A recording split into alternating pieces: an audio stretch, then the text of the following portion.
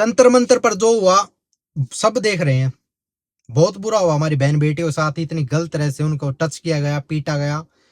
मैं शब्दों में नहीं बता सकता, लेकिन इनको कोई फर्क नहीं पड़ेगा, क्योंकि 17 बच्चे मरे या 1700 या 17,000, इनको सिर्फ कुर्सी चाहिए, क्योंकि इनके बच्चों को एजुकेशन बाहर मिल रही है, इनके बच्चों को नौकरी नहीं करनी।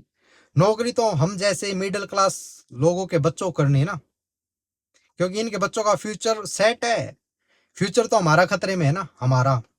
इनको सिर्फ वोट चाहिए, तब बच्चे युवा सब कुछ नजर आ जाता है इनको, सब कुछ। एक मिडिल क्लास का बच्चा कैसे पढ़ता है, उसके बाप से उसकी माँ से पूछो जाके।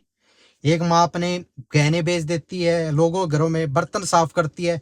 एक बाप अपनी जमीन बेच देता है, दिन रात मजदूरी करके अपनी बच्चों को अच्छी शिक्षा देने की सोचता है। लेकिन अच्छी शिक्षा हमारे देश में मजाक है। कहाँ पे है, कहाँ पे है अच्छी शिक्षा? 1 लाख स्कूल तो हमारी गवर्नमेंट बंद कर चुकी है। टीचर से कुत्तों की जनगणना करवा रही है। अच्छी शिक्षा हमें मिलेगी? नहीं मिलेगी। अच्छी शिक्षा मिल गई तो हम समझदार हो जाएंगे ना, मिडिल क्लास, कि हाँ हमारी सरकार हिंदू मुस्लिम करके फलाना फलाना करके हमें पागल बना रही है, फिर इनको वोट नहीं मिलेंगे। तो मिडिल क्लास को पढ़ाना नहीं है ना, इनको बेवकूफ बनाओ, तभी हमको बेवकूफ बनाया जा रहा है ना, तभी बेवकूफ बनाया जा रहा हमें। क्या करें? इस देश में मिडिल क्लास की कोई वैल्यू नहीं है। एजुकेशन मिडिल क्लास के लिए जीरो है, जीरो। क्योंकि इन्हें कोई मतलब ही नहीं है हमसे, हमसे सिर्फ इन्हें वोट चाहिए होते हैं। क्या हमने हमारी शिक्षा मांग के गलत कर दिया जो हम स्टूडेंट्स पर लाठियां बरसाई गई?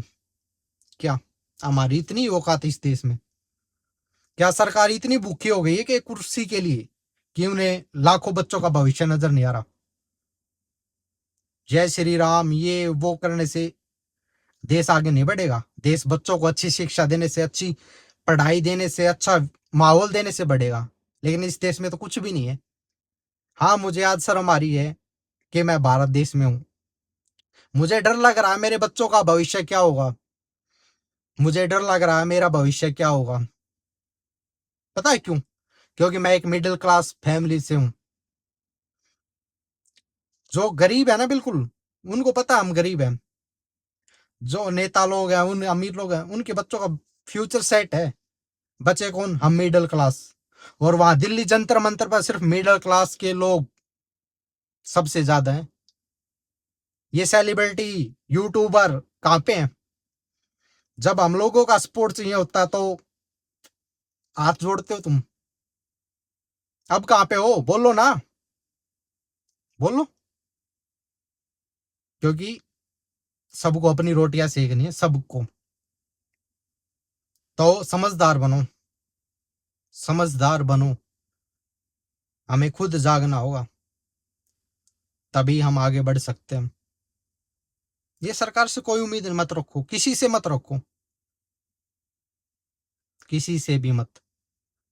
बाकी मुझे बहुत दुख है, मैंने वीडियोस देखी, मेरी आंखों में आंसू आ गए थे।